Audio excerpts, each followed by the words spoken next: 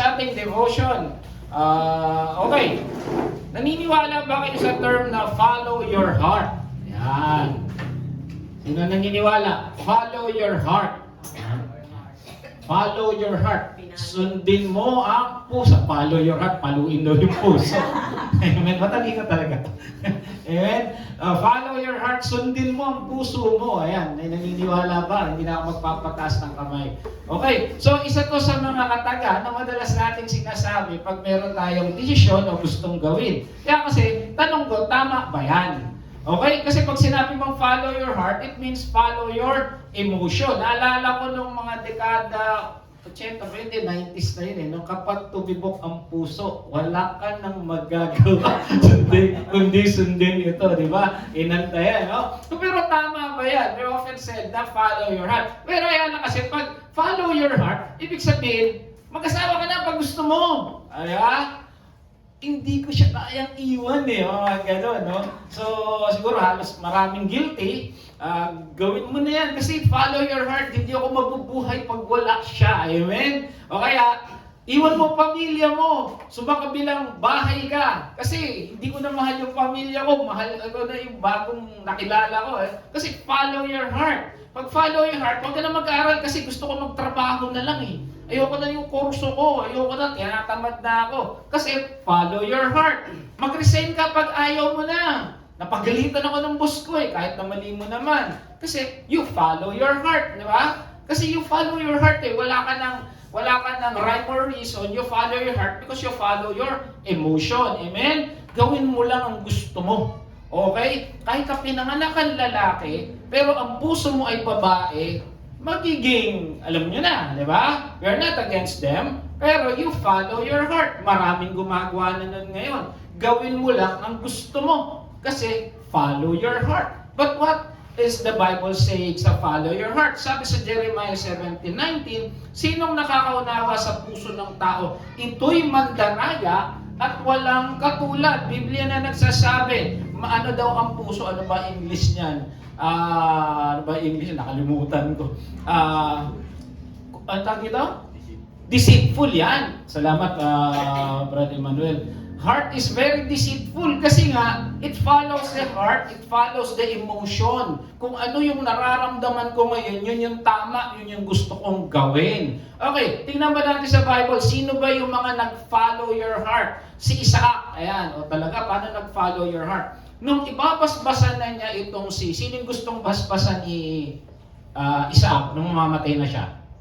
Si Esau, oo, masarap yun, di ba? Hindi, joke lang. Okay, so sabi niya rito, anak, kasi bakit? Paborito niya si Esau tama? Kasi si Esau, tawag dito, mangaso, talagang taong labas. Samantalang itong si Jacob, taong loob. No? Parang ganun. Pero iba yung ibig sabihin pala sa Hebrew nung sinasabing term dun Okay? Sa susunod na natin pag-aaralan. So that I may give your blessing. Manghuli ka ng baboy ramo ba yun? Tapos luto mo yung paborito ko. Tapos ibibigay ko yung pagpapala mo. Pero tama ba yun? Ulitin ko, paborito niya si Esau. Ano ba yung sinasabi sa Biblia sa Genesis 25:23? Nung pinanganak si Esau at si Jacob, ang sabi mismo ng Diyos, magiging higit na malakas ang mas bata. Sino yung mas bata?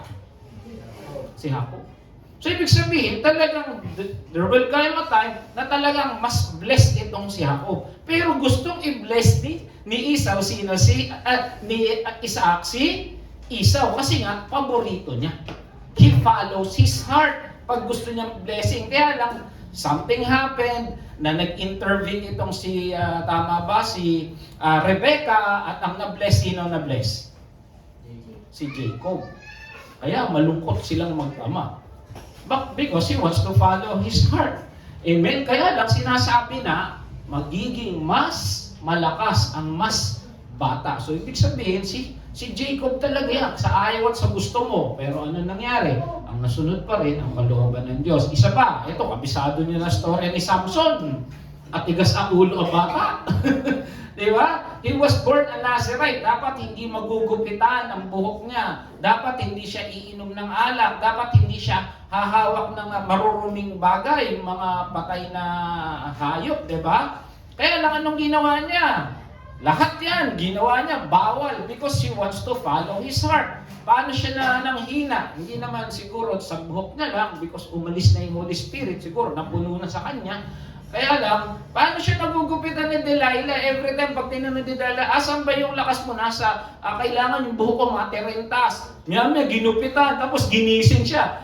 Antindi naman, lagi na lang tulog. Pinapainom ng sleeping pill. Siguro, lasing siya.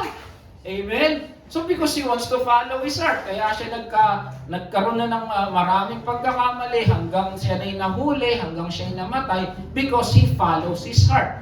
Amen? Tayo rin, kahit ako, marami kong instances sa buhay ko that I follow my heart. Amen? Pero ang sabi ng Bible, si David, isa pa to, he follows his heart, di ba? Nakita niya, maganda yung babae.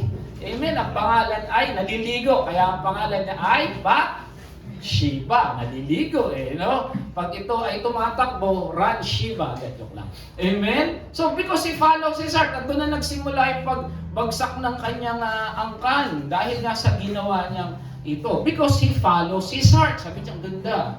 Emosyon niya. Kaya nga sabi sa Jeremiah, the heart is very deceitful. Pero ano ba sinasabi sa Proverbs 3, 5, and 6? Trust the Lord with all your heart. Magtiwala kay Yahweh ng buong pusong lubo at lubusan. Huwag kang manangan sa sarili mong karunungan. Sa lahat ng gagawin siya ay alalahanin upang ikay patnubayan sa iyong tatahakin. So hindi follow your heart pala ang desisyon nating Kristiyano. Dapat follow God.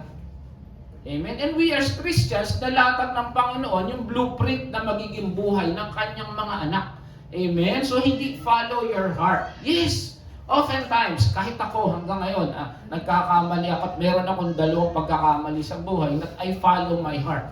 And hindi naman, buti na lang, mabuti ang Lord, it almost ruined me. Amen? So ano sabi sa John 14:15? If you love me, keep my commandments. Hindi sinabing keep your emotions. Amen? So, mali pala yung lagi na lang natin sinasabi, sige anak, kunin mo yung gusto mong kurso, follow your heart. Siguro follow your heart, but at the same time, you pray for it. Amen? Gusto ko sa anak ko sundalo Gusto ba talaga ng anak mo maging sundalo? Pray. Ano ba yung gusto ng Diyos? Dapat sa buhay natin, ang nasusunod, yung gusto ng Diyos. Amen? At hindi naman mahirap alalain. Alam mo, ano yung gusto mo? Kasi nasa Bible na yun Amen? So, instead of follow your heart, follow God. Amen? Sundin natin ang gusto ng Diyos sa buhay natin. At umasa kayo mga kapatid, pag sinunod natin ang Diyos, hindi tayo magkakamali. Amen? Isang mapagpalang umagawa, palakpakan natin Panginoon. Dahil dito ngayon manalangin, dakilang Ama,